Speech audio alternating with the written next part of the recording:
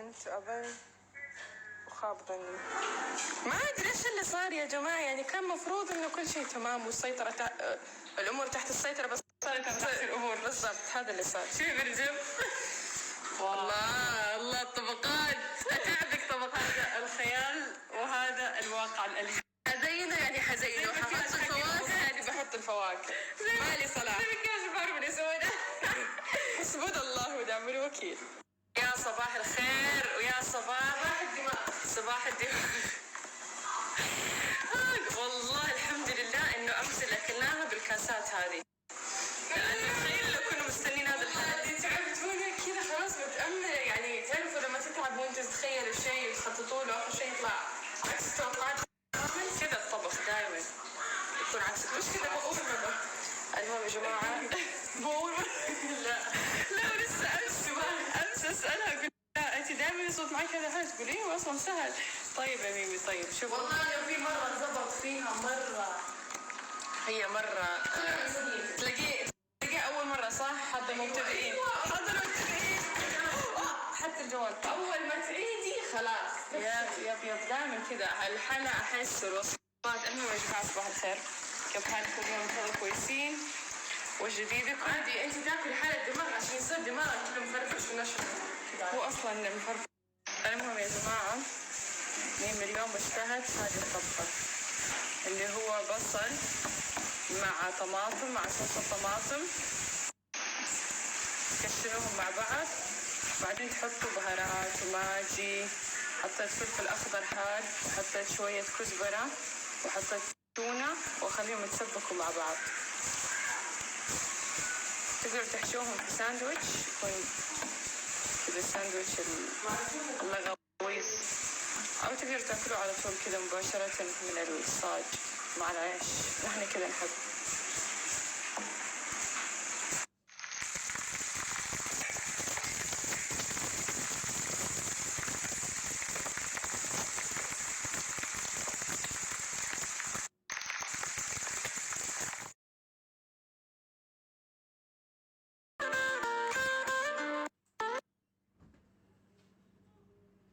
جرب. بسم الله الرحمن الرحيم. حلاوة تاكلين تشيز بالله. لا ما ابغى محشي. جربين والله. جربي، الحياة مرة واحدة يا اختي. طيب بس حاسة مو ظابط مع بعض. مرة ظابط والله. كذا التشيز داير. اديها قبلة الباير الملتهبة. كيف؟ قلتلك ذوقي حلو. انه تحسه ما حيزبط بس والله الطعم لذيذ كذا دايبه. كمان قالت لي حطي على جهتك، لا تحطي على جهتي. الحين تاكله كله. بالعافيه. ميمي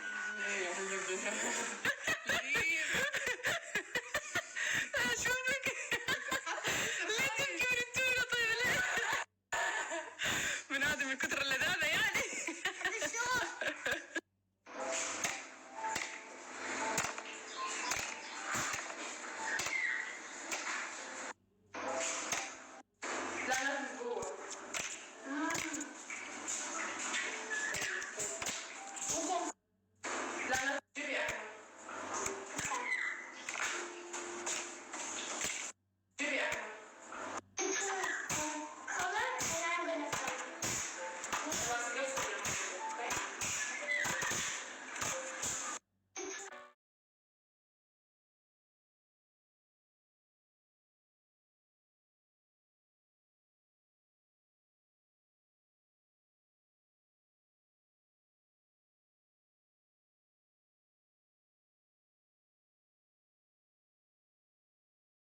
راح تجري تفتح شدي تولى.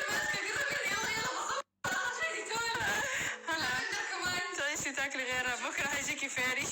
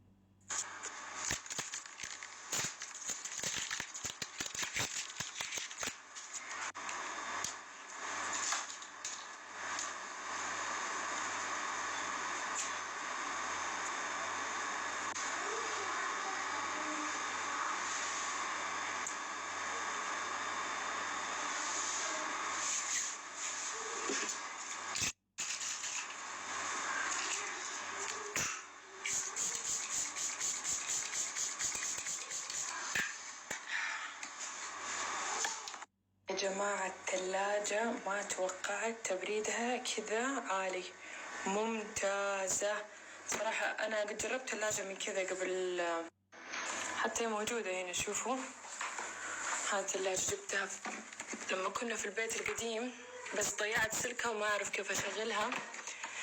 هي أكبر وكل شيء، بس تبريدها مو زي هذه تبريدها أحسن بمليون مرة. يعني أنا ما توقعت. أمس كذا بعد 3 ساعات بعد ما شغلتها مسكت الشي لقيتها باردة. حتى الكريم يعني ما شاء الله علبته كبيرة، يبغاله وقت عبال ما يبرد وكذا. لقيت الأشياء مرة باردة وكذا منعشة. فرق صراحة لما تحطوا منتجات باردة على بشرتكم ولما تكون بحرارة الغرفة. مرة لما تكون باردة أحلى. صحكم بالثلاجة هذه إذا أحد يفكر يجيب ثلاجة للسكين كير، بس عيبها إنه صوتها عالي نوعا ما. اسمعوا، سمعين؟ أما غير كذا ما في عيوب. المهم يا جماعة بعد ساعة لازم أجهز وألبس لأنه عندي موعد. أتوقع ما راح تتوقعوا إيش هذا الموعد. موعد إنه راح أروح وأشيل الإكستنشن.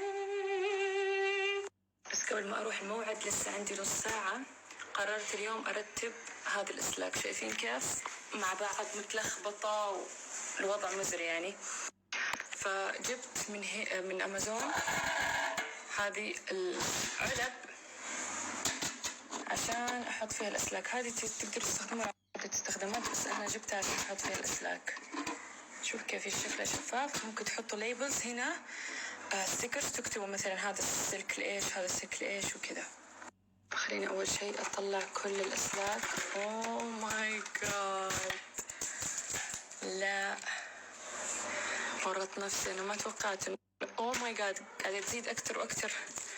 ليش كذا هذا الأسلاك كلها الإيش؟ وإحنا المشكلة ما نستخدم هذه الأسلاك. ما عمري إنه فتحت الدرج هذا وأخذت من هنا السلك. كلها USB Type C نفس الشيء شكلها. بالي أقول عبد الرحمن يضبط، لأن أنا ما أعرف الأسلاك هذه الإيش. أوه هذا الرينج لايت للجوال، بس عيبه إنه بطاريتهم مرة تخلص بسرعة. حطوا هنا هذا إيش كمان سلك، وهنا إيش هذا ما نبغاه.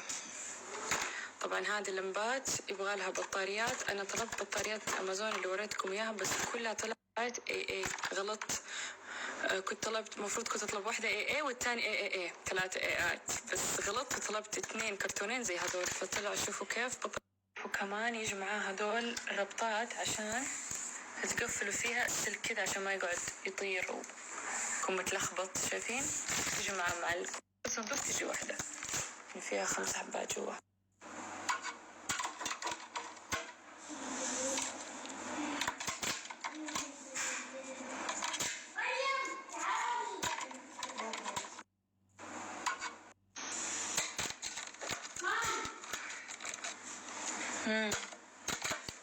نزلي هذا.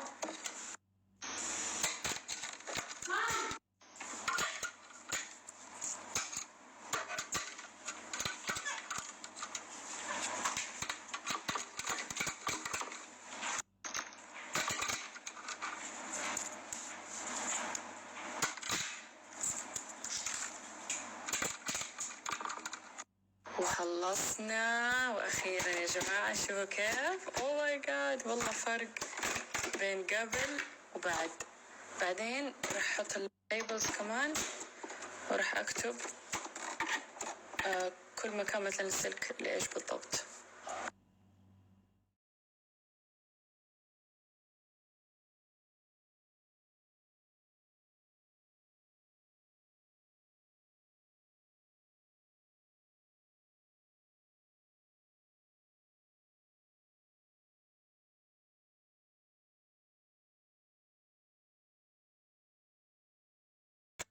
تركب الشعر روسية، وأنا صراحة أحب أروح عند الخبرات الروسيات لأن أعرف إنه شغله ممتاز. لكن اللي يعرفني واللي يتابعني من زمان حيعرف إني سويت كمان عند واحدة روسية يا جماعة تركيب إكستنشن. الله لا يوريكم كيف ركبت لي إياه. حتى كنت والله زعلانة وقعدت أقول الله حسبي الله ونعم الوكيل عليها. سويت لي كبسولات السميكة خلت راسي يعورني. أفتكر إنه يعني صراحة كانت من أسوأ تركيبات اللي ركبتها في حياتي. ومشكلة إنها كانت حاطة صور لشغلها في انستغرام وكان كله عبارة عن كذب. تخيلوا إنه تصور كأنه هذا شغله وهذا أساسا مو شغلها. المهم بعدين دورت على واحدة ثانية وطلعت لي هذه في الانستغرام، ورحت ركبت عندها الاكستنشن، وكان واو واو واو، بالضبط زي تركيب روسيا، بالضبط نفس التركيب اللي ركبوه هناك. وما شاء الله قاعد معاه تقريبا 4 شهور زي ما قلت لكم. وحتى الاكستنشن نفسه ما طاح، رغم ان هي قالت لي انه ممكن يطيح معاك وكذا، تخيلوا انه ما طاح. ممتازة. الحين جيت عندها تمام عشان ما الحين اخذت لها صالون وصار عندها مكان مرة حلو، فراح يعني حوريكم الديتيلز، حوريكم الصالون، ححط لكم حسابها، لانه انا صراحة حتكلم عنها وانا واثقة 100%، مو في 100%، مليون في المية من شغلها بروفيشنال على الاخر، والله العظيم بدون اي مبالغة، بدون اي مجاملة، شغلها يفوز. وخاصة انه لو ما كان شغلها حلو كان ما رجعت لها اصلا الان. شوف الصالون يجنن، مرة حبيت، مرة عجبني الصالون. أحب الألوان الفاتحة كده، تكون أبيض، أحس يشرح النفس، مرة مرة جميل ما شاء الله، الله يبارك لها، مرة حلو. في عندهم كمان قسم بيديكير ومناكير، وفي عندهم كمان تنظيف الوجه. وعلى فكرة هذه هي هاي وهنا مين ايش قاعدين تسووا؟ قاعدة أشيل المانيكير. ولولي ايش قاعد تسوي؟ قاعدة أحكيها كيف الموضوع ده. أنا مانيكير. تسوي مناكير؟ اوكي ابشري، تجيبوا حلو. اوكي يا جماعة بدينا. طبعا انا شوي تأخرت على ازالة الاكستنشن، المفروض كنت اشيل يعني قبل شهر، بس من كثر ما تركيبها فنان، تخيلوا انه يعني تنعد على الاصابع الخصلات اللي طاحت. فالحين راح تشيل لي اياه. طبعا هي تشيله بطريقة انه كمان ما تضرر شعرتكم وما تطيح شعرتكم، وراح ترجع تسوي لي كبسولة من جديد. بكرة ان شاء الله راح تكون خصلات جاهزة، وبكرة راح نرجع نركب الاكستنشن. طبعا تركيبهم اللي يكون خصلة خصلة حوريكم يا بكرة ان شاء الله، حوريكم كيف كبسولتهم ما تبين بالشعر ابدا، وما تبين حتى انكم مركبين شعر. طبعا قاعدة تحط محلول عشان يفك الغرة، وبعدين تضغط عليه بهذه الأداة اللي عندها، وتنسحب الخصلة بكل سهولة، ما تحسوا بألم ولا تحسوا بشيء. وانا على فكرة جربت اكتر من طريقة لتركيب الاكستنشن، جربت اللصق، جربت اللي تخيط، جربت اللي ابو يوم واحد تشيلوه، جربت كل الانواع. هذا افضل نوع جربته. حتى لما اسافر اروح اي مكان، اي صالون، يمسكوا شعري يشوفوا الاكستنشن يقولوا مو مبين كأنك مركب اكستنشن ابدا، يعني من كثر ما هو يندمج مع الشعر. وكمان طريقة تركيبه هي مرة حلوة، حتى لو شعركم قصير تركب لك اياه بطريقة تخفي الشعر القصير. ايش كمان كنت بقول لكم؟ فهذه التقنية من التركيب اسمها ايس تقريبا، هكذا صغير. اوكي ميكرو نانو، اللي هو حجم الكبسولة اللي يكون ميكرو مرة صغير، ما يبين ولا يضايق الشعر. وتكون الكبسولة عبارة عن غرة يضغطوها كده بشيء حراري وتدوب، الغرة يدوب مع الشعرة نفسها، وبس يقعد على شعركم يعني 3-4 شهور، على حسب كمان كيف شعركم يطول بسرعة أو لا. بس أنا دائما لما أركب بالعادة أكون 3-4 شهور كده بالإكستنشن. وكمان يعتمد، كل ما كانت الخبيرة أفضل، كل ما قاعد معكم فترة أطول وما طاحت الخصلات. هلا والله. كيف؟ الحين شعري حيصير قصير. أيوة بنتي شعر قصير. هاي لولي. هاي. إيش قاعدة تسوي؟ قاعدة تسوي أظافرك أشوف؟ واو. وردي كمان حبيت. نعيما ولا إيش يقول؟ أيوة I'm a Barbie girl.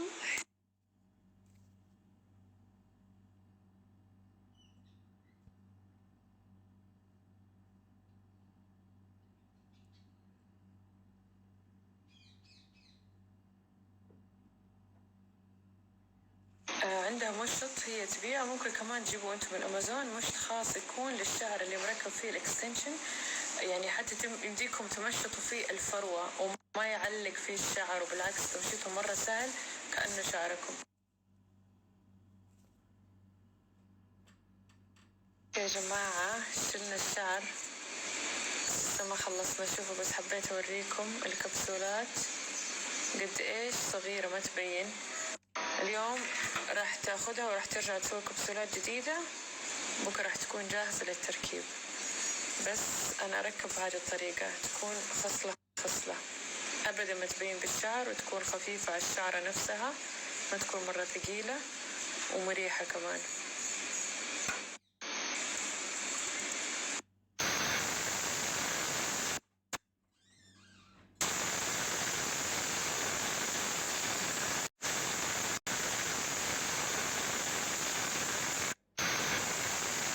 شوفوا حبيت أوريكم الشعر اللي عندها. شوفوا هذا الشعر بيبي هير، اتقص من راس واحدة بس، يعني مو عدة شعر مخلوط مع بعض، لا هذا الشعر وطبيعي ما انصبغ، وكمان شعر أطفال مرة حلو.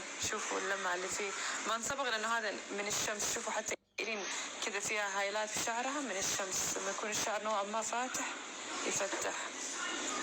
وهذا حلو، هذا مرة حلو. شوفوا يجنن، ناعم. حبيت اللف اللي فيه مرة حلو. أنا أكثر شيء أحب أركب اكستنشن لما يكون تحت سميك، يعني ما يكون خفيف مرة. ما أحب الشعر من تحت خفيف. في هذه كمان يجنن يجنن. شوفوا لونه، هذا يشبه لون شعر إيلين مرة يشبه. خلصت يا جماعة، شلت الاكستنشن، وهذه أميرة بالشعر القصير. يعني تقولوا لي بشوفك بالشعر القصير، أهو هذا الشعر القصير. إيش رأيكم؟ إيش أحلى؟ ما أدري، أحس أنا تعودت على الشعر الطويل خلاص كذا، ومو بس الطويل، الغزير بنفس الوقت، لأن حاليا قاعدة أشوف شعري مرة خفيف. بس أنا كذا شعري أصلا طبيعته، حتى ميمي نفس الشيء. إحنا من فوق شعرنا مرة غزير، بس من تحت يبدأ كذا يطيح ويصير مرة خفيف. فهذا أكبر سبب عشان أنا أركب إكستنشن، لأنه أحب الشعر يكون غزير في كل مكان، فوق يكون الأطراف غزيرة وكذا، أو كثيفة. بس إن شاء الله بكرة حاجي وحركب الإكستنشن. بس والله راحة بدونه كذا شوي، يعني نرتاح 24 ساعة. يجنن والله يا جماعة. أميرة تخلي كذا والله يجنن الطول وكذا جاري طبيعي مرة. بس أحس براحة، بس نفسك مو متعودة راسك خفيف. إيه بس متعودة على الإكستنشن كذا، ما أدري. يجنن الطول عليك مرة لايق. قلت لها أمس، لسه أقول لها أمس هذا أكثر طول لايق عليها والله. نفس الكسر كذا. بس إيه لسه كانت تقولي دائما تقولي أميرة الشعر مو حلو. أيوة بتقولي أحلى. أنت كملي حلبي البقرة أحسن. يا جماعة شوف، كانت تحلب البقرة صار لها ساعة. حتتملى كمان على قطرة. يا ويلي، أنا المهم إيش بعدي مستغربة ما شفتها كيف طلعت فيني. تقول إيش قاعد تسوي هذه؟ أوه ماي جاد. المهم أقول لكم أحلام العصر. طبعا كنا في الصالون دور 25 أوكي، وفي أسانسير، وهذا الأسانسير يعني إيش أقول لكم، كل طابق يوقف يفتح الباب ويدخل ناس. يعني كل 25 طابق. تخيلوا يعني لدرجة كنت بوقف شوي بقول أهلا بكم في برنامج الصدى. يا جماعة تخيلوا في كل طابق قاعد يوقف الأسانسير، وبعدين إيرين قررت تحلب البقرة. تخيل أحلام العصر والله. احنا قاعدين كل شوي الباب ينفتح ونشوف ناس قدامنا، هو أسانسير فل ما في حد يقدر يدخل، وهذه قاعد تحلب البقرة وتحلب البقرة. حسيت إن أحلام العصر شيء غريب كذا قاعد يصير.